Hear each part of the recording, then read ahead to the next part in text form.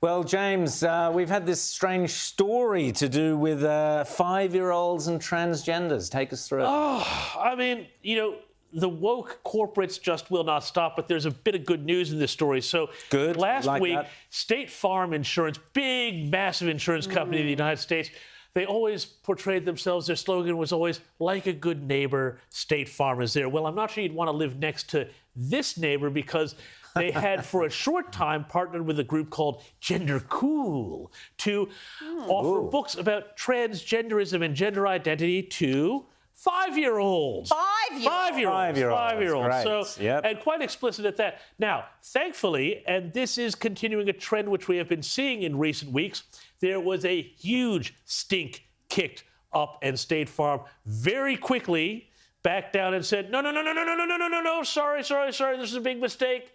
We're not doing anything like this. So the lesson to this is keep an eye on them. People power works. Pressure works. They know that the whole thing, go woke, go broke, has been proven so many times, time and time again. They've seen what happened to Netflix share price. They've seen what happened to Disney's share price.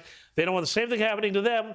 So keep your eyes out for this sort of thing and always push back. That's the lesson. I think that's a great lesson, James. And as we've been saying here on this show, Rita, for so often, parents and grandparents need to stand up to this sort of nonsense which is occurring in schools and elsewhere.